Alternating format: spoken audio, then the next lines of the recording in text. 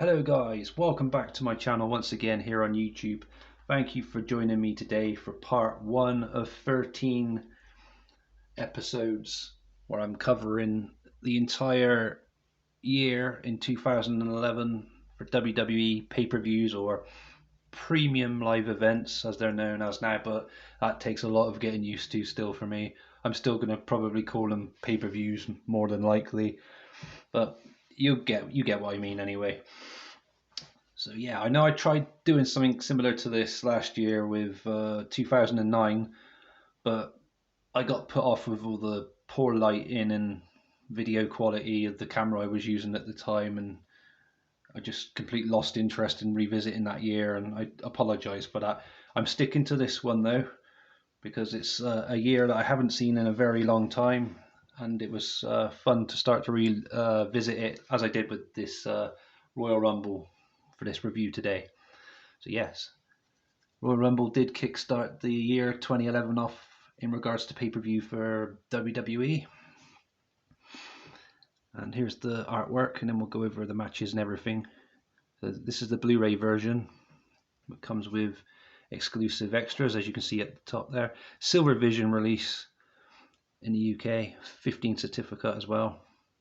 The cover artwork, we have Randy Orton, Dolph Ziggler, Rey Mysterio, Big Show, Vladimir Kozlov, Cody Rhodes, I think that is there, R-Truth, Drew McIntyre, Sheamus, Johnny Nitro or John Morrison, I can't remember what he's called now around this.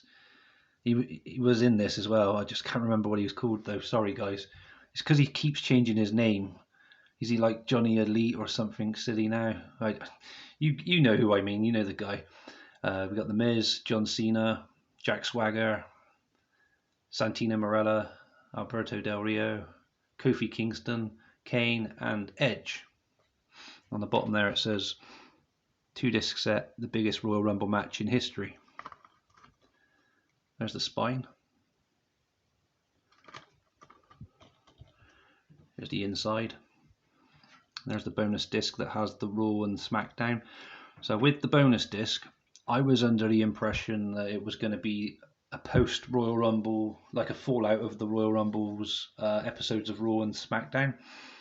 But before I began watching this, I couldn't be bothered to research all of it. It would have took, put more time on me before I was even about to watch it. So I just messaged my kind friend Nathan, the wrestling guy, and just asked, "Do you know if that's a post or a pre-Raw and SmackDown, the bonus content?" And he kindly told me, yeah, it's the pre-Royal Rumble Raws and SmackDowns. So in a way I was kind of gutted about that, but it's good to have that as extra content though still. So in a way I was happy with it, but a little gutted that it wasn't post-Rumble. But yeah, I watched it. I watched that one before the Rumble itself. And I don't want to bother reviewing it though. It's worth a watch though if you're going to buy this set. Definitely, it's a good little extra that. And there's the disc for the actual Royal Rumble 2011 itself. And on the inside we've got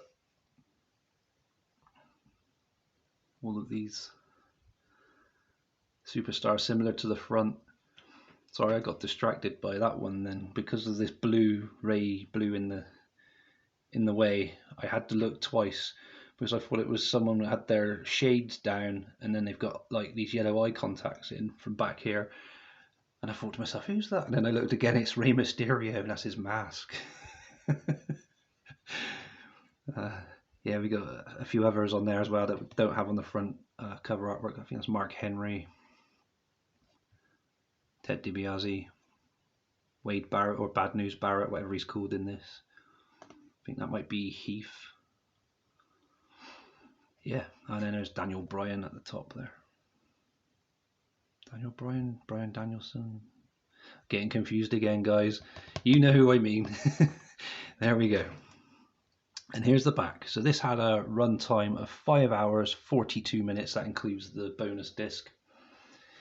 So the road to WrestleMania is more perilous than ever when an unprecedented 40 men compete in the biggest Royal Rumble match in history. Who will outlast 39 other competitors and earn the coveted prize, a World Championship match at WrestleMania 27? Plus, The Miz must hold off the WWE's Apex Predator when he faces Randy Orton in a confrontation for the WWE Championship, and Edge battles the arrogant Dolph Ziggler for the World Heavyweight Championship. The superstars of Raw and SmackDown kick off the road to WrestleMania at the Royal Rumble. So there's the exclusive bonus content match listing if you wanted to know more about the bonus disc. Sorry guys. So we got WWE Divas match between Natalya and Melina. Got Edge versus The Miz.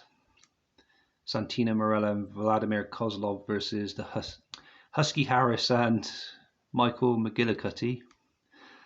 The losers group is out of the Royal Rumble match. CM Punk versus Wade Barrett. That was the Raw side of things. And now SmackDown we had Rey Mysterio and Kofi Kingston versus Kane and Alberto Del Rio. The Big Show versus Heath Slater. Champions and Challengers tag team match. Edge and Randy Orton versus Dolph Ziggler and The Miz, and more. And then we have special features on the actual pay-per-view disc, which were Todd Grisham interviews Eve, and a bit of a spoiler, Alberto Del Rio's Royal Rumble celebration. And there are spoilers throughout this as well. Sorry guys. Doesn't help when they give it away as well, does it? On the text on the back, or usually pictures in later releases that ruin them, with the spoilers and everything else. So only 4 matches on this pay-per-view, which is very shocking. So we got the 40-man Royal Rumble match, the biggest Royal Rumble match in history at that point. As a proper Royal Rumble, it still is the biggest Royal Rumble match in history. If you don't include the one they had the greatest Royal Rumble. It was a Royal Rumble, but I don't class it as a proper Royal Rumble, if that makes sense. We also had The Miz defending his WWE Championship against Randy Orton. We had Edge defending his World Heavyweight Championship against Dolph Ziggler. And we had Divas champion Natalya defend her title against Eve, Michelle McCool and Layla in a Fatal 4-Way Divas Championship match. So the attendance for this Royal Rumble was 15,113 and a whopping buy rate of 476,000. This was the 24th annual Royal Rumble. Go over the pros and cons. So having 40 men in a Rumble match for the first time ever at this point sounded fun, and I really enjoyed it. Edge versus Dolph Ziggler was a great opening match. Was very pleased with that one. Kept you going all the way through, especially near the end. It was very close for both competitors. We had The Miz versus Orton, which was pretty cool as well. This was around the time when Alex Riley was at The Miz's side, and I thought the same thing while watching this again as I did back then, that good old A-Rai, he looks just like The Miz. They were almost twins. Anyone else think that too, or is that just me? I never really bothered with the internet much about opinions back then, and I don't know if it's something that's probably been pointed out before in regards to them both looking alike, or was it a deliberate thing? I don't know. It's just something that I remembered back then, and then thought again when I saw Alex Riley during this Royal Rumble. It's a name that a blast from the past or whatever. When I saw him, I was like, oh, I remember you now. Yeah, I forgot about you. That's another good thing about going and revisit old pay-per-views or premium live events.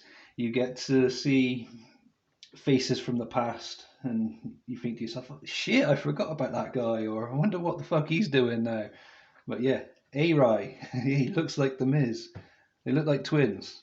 Let me know in the comments below if you guys think that, or was there any debates about that back then on the internet?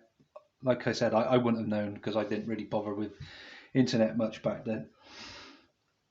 We had the Rumble match itself was pretty fun. I wanted CM Punk to win it. There was cool moments with Cena and Hornswoggle, funny moments as well. And that big tease at the end with Santino Marella popping in the ring after Alberto Del Rio thought he had won the Rumble and almost caused one of the biggest upsets in wrestling history, Santino Marella that is, by almost winning the Royal Rumble.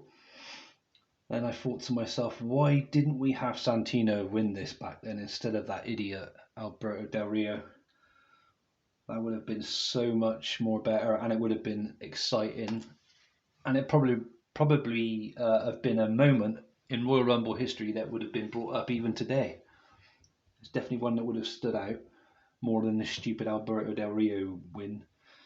But yeah, I completely forgot about that as well. See, watching this back, having Santino Marella as a participant in the Rumble, I was under the impression that he was eliminated back then, and when I rewatched it through this time, because I completely forgot he was in the match still, and have him come in at the end, I thought, oh wow, I forgot about that, because he went to do the Cobra Strike, whatever it's called, the Cobra, that weird thing he does with his hand. I can't demonstrate it now, and here I am trying to act it behind the camera. But yeah, you know what I'm on about, guys. But yeah, that was a shame. That really was a shame. But I put on the pros because it was fun to see Santino Marella come within a whisker of winning the Royal Rumble. Why didn't you let it happen, WWE? Why did you tease us? Anyway, moving on. Cons. Only 4 matches on the entire card felt lazy and like it was ripping off fans. That's just my opinion, though, guys. They could have thrown a few more matches on there, but I guess they had to take up more time with that 40-man Rumble. This was the time we had that annoying Raw general manager as well, the anonymous one, and the anonymous Royal Rumble. The anonymous general manager would speak through Michael Cole, who would read his requests from a laptop, and then you get that annoying noise of I can't do the noise obviously, that like bleeping noise when the message comes through, like the alerts, and then Michael Cole would have to go up to the laptop of the anonymous Raw general manager, lift the laptop open, and read the general manager's requests.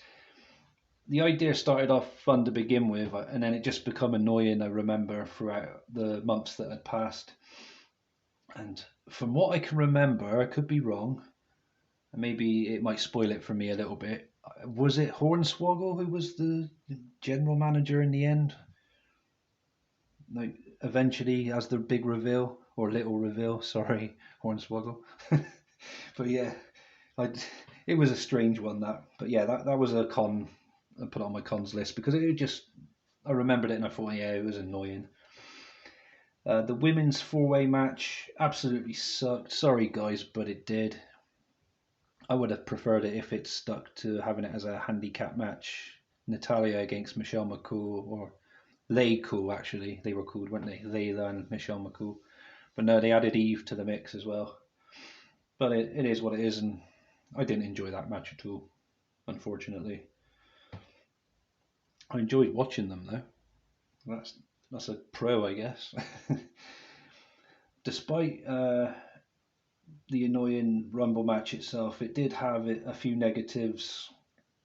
Because I said I did enjoy the match, but I had a few negatives. One being every 2 or so entrants would have a member of Nexus or the Core come in, up to the point where we've had our first 20 participants, and that became quite annoying. And I thought to myself, oh god, another one from the group, or another one from that faction. Yeah, very annoying. Also, having Alberto Del Rio in the Rumble, as I said earlier, was a very poor choice indeed, in my opinion. And I appreciate WWE were trying to create new stars back then, but this guy really never liked him. Never will. Not my kind of wrestler. I just couldn't get behind him when he showed up. I don't know, he had quite an interesting fan base, though. It was very strange. Yeah, but in my opinion, though, he's one of the worst Royal Rumble winners in history, in the history of the WWE or WWF back then as well. Definitely my least favourite. So yeah, this is my thoughts and opinions on my review for Royal Rumble 2011. Should you buy it? If you're going to buy it, I say definitely go for this Blu-ray version because you get the episode of Raw and SmackDown before the Rumble, and I thought that was a nice little touch, and I was very happy with that. So yeah, go ahead and buy it. If you're going to buy it, get the Blu-ray version, definitely. I was going to give it a score of 6 out of 10, but because of this Blu-ray, this is the Blu-ray version, I'm going to give it the 7 out of 10 because of that bonus disc. That gets an extra point. It was definitely value for money. Yes, my overall score then, 6 out of 10 if you're getting it on DVD, just the event itself, and a bonus points, 7 out of 10 for the Blu-ray version, guys. And that's the Royal Rumble. That's part 1 of 13 for 2011 covered so far. Please join me tomorrow when I will hopefully have the video up for Elimination Chamber 2011. And then some point later in the week, or maybe beginning of next week, because there's 3 discs to go over that for me, WrestleMania 27. And I know I've only ever seen that once. So I'll be looking forward to revisiting that again as well. But yeah, guys, feel free to like, subscribe, comment. Hi to new subscribers. Thank you for joining me and helping support my channel. Yeah, hope to hear from you guys in the comments below, and I really hope this series works, and if it does, I'd like to cover other years in wrestling in a little mini series throughout other promotions in the future. Yes, stay safe then, guys. I'll talk to you again soon, well, tomorrow hopefully with that one. Peace.